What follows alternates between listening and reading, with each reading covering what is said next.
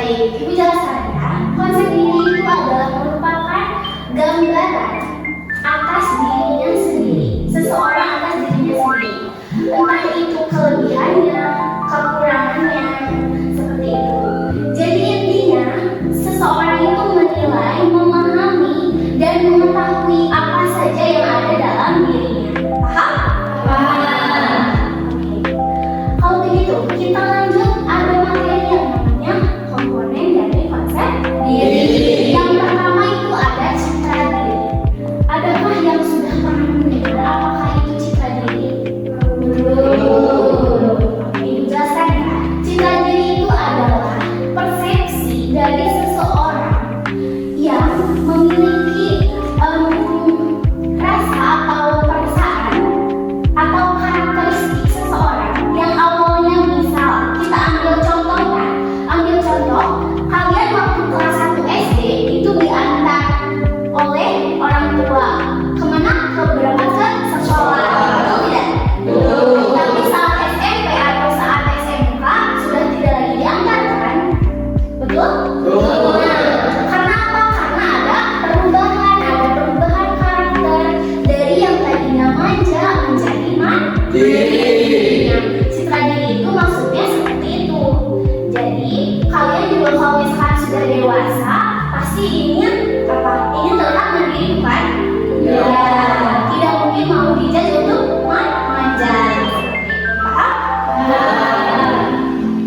Nah, yang kedua itu ada apa? Tahu? Ada yang tahu nggak? Peran diri. Oke, peran diri. Nah, yang peranan diri itu apakah itu? Sebentar ya.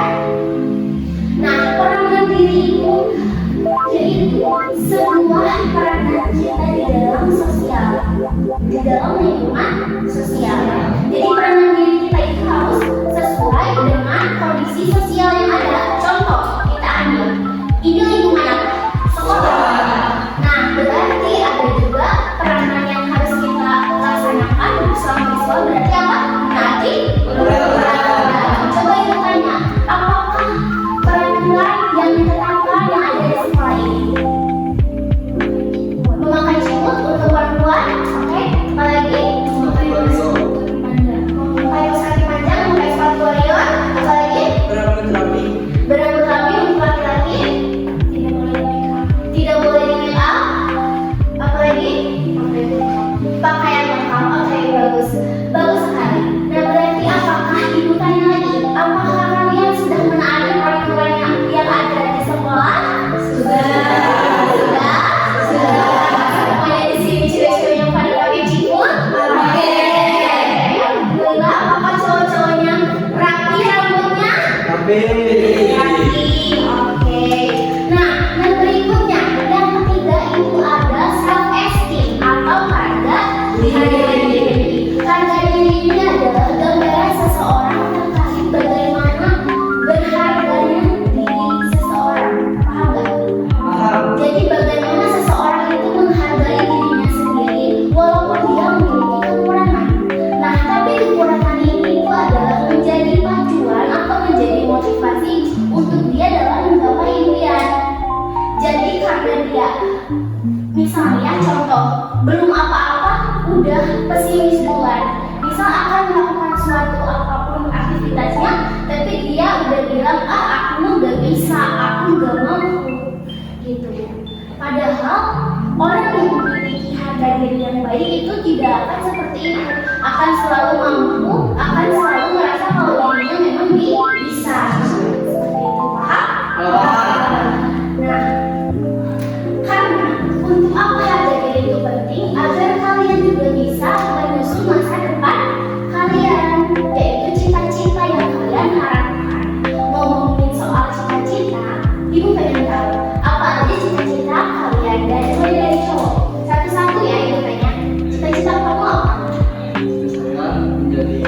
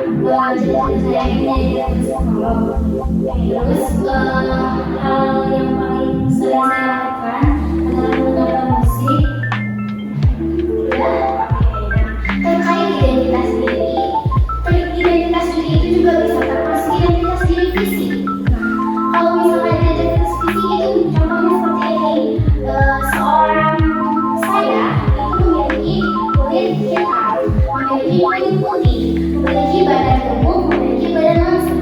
Tapi identitas diri itu tidak hanya soal fisik, bisa juga soal kemampuan. Seperti itu. Pokoknya apapun yang menjadi identitas dirinya. Paham? Oke. Kalau begitu, sampai di sini apakah ada yang ingin ditanyakan? Tidak. Oke. Nah, kalau begitu kita lanjut lagi ya ke materi yang terakhir. Materi yang terakhir itu adalah konsep diri. Ada memiliki dua karakter. Yang pertama konsep diri positif dan juga konsep diri negatif. Adakah yang sudah mengetahui definisi dari konsep diri positif? Siap izin menjawab. Konsep diri positif adalah pandangan seseorang yang positif terhadap dirinya sendiri. Oke, bagus. Ada lagi? Jawab. Tidak ada? Oke, tidak apa-apa. Nah, konsep diri positif itu seperti apa, Bu? Konsep diri positif itu seseorang yang mengetahui secara menyeluruh bagaimana dirinya. Oke, paham? Baik itu kelebihannya, baik itu kekurangannya, seperti itu. Nah, tapi orang yang memiliki konsep diri negatif itu orang-orang yang memiliki rencana atau perencanaan untuk masa depan yang baik, yang masuk akal. Paham? Karena dia tahu kelebihannya apa, kekurangannya apa. Paham nggak? Jadi diakumulasikan gitu dari kelebihan dan kekurangannya tuh dia jadikan satu dan dia langsung tahu perencanaan dia untuk masa yang akan datang itu akan seperti apa. Seperti itu. Jadi intinya konsep diri yang positif itu dia menerima dirinya sendiri, dia menghargai dirinya sendiri, dia mencintai dirinya sendiri, dia menerima apa adanya terkait dirinya sendiri. Tidak ada rasa insecure kalau namanya ya kalau zaman sekarang. Tahu insecure? Tahu. Nah, selanjutnya ada konsep diri negatif. Siapa yang mengerti apa itu konsep diri negatif? Atau ada yang sudah tahu konsep diri negatifnya seperti apa sih? Yang ingin menjawab, Oke. konsep diri negatif merupakan pandangan seseorang terhadap dirinya yang tidak teratur, tidak memiliki kestabilan. Betul, bagus sekali. Tadi Ibu bilang konsep diri negatif itu seseorang yang memiliki rencana yang masuk akal. Nah, tapi sebaliknya, kalau misalkan seseorang yang memiliki konsep diri negatif berarti memiliki perencanaan masa depannya yang tidak realistis atau tidak berakurat. Seperti itu. Karena apa, Bu? Karena dia itu memandang apa yang dia punya itu kan punya kelebihan dan kekurangan. Tapi kalau misalkan konsep diri negatif itu selalu kalau misalkan udah dia kalau dia udah mengetahui kelebihannya terus, jadi nggak seimbang. Jadinya apa kalau misalkan kita terus-terusan merasa diri kita baik atau kita menghilangkan kekurangan kita, jadi apa sombong gitu. Tapi kalau misalkan benar-benar meratapi gitu sebuah kekurangan dari diri ini terus aja diratapi, nah berarti kalau misalnya itu menimbulkan rasa rendah diri gitu. Jadi nggak seimbang lah ini yang berarti pengertian dari konsep diri negatif seperti itu. Karena lagi-lagi bilang bahwa untuk merencanakan masa depan itu berarti harus tahu kelebihan dan kekurangan dan harus menerima salah satu keduanya dari kelebihan dan kekurangan. Kalau misalnya konsep diri negatif itu biasanya hanya salah satu yang dia akui gitu. Paham sampai di sini? Oke. Karena materi kita sudah dijelaskan dari awal sampai akhir, adakah yang ingin ditanyakan? Tidak. Kalau begitu langsung kita mengisi media dari identity box. Oke. Nah, nanti Ibu akan membacakan kertas-kertasnya, lalu kalian isi apa yang menjadi identitas diri kalian. Lalu nanti kita masukin ke sini, udah dimasukin ke sini, pilih nanti ada yang presentasi. Oke, silakan. Di estafet aja ya.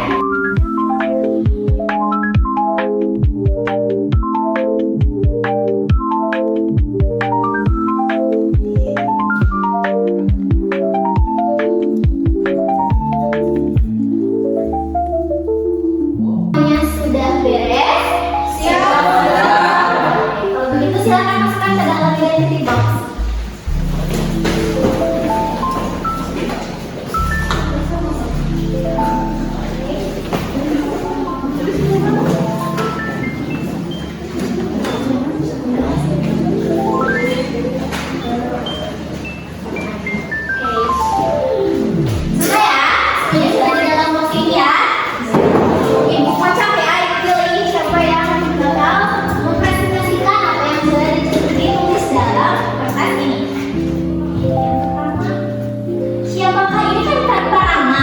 Jadi kalian pasti sudah tahu karena identitas diri kalian.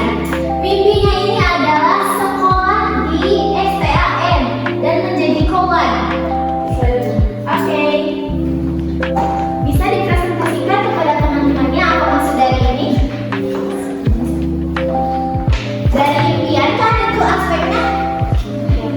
Ya, bagaimana ceritakan kenapa kamu pengen jadi kawan?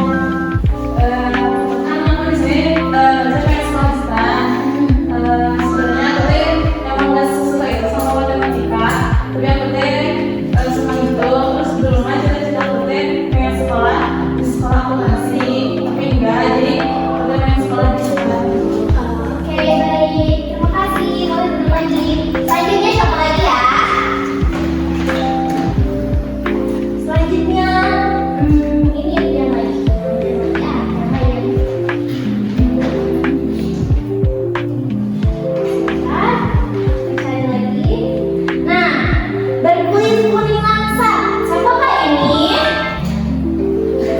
Oke. Kenapa kamu menulis berkulit kuning langsa? Nah, bimbingan kelompok kita sudah berakhir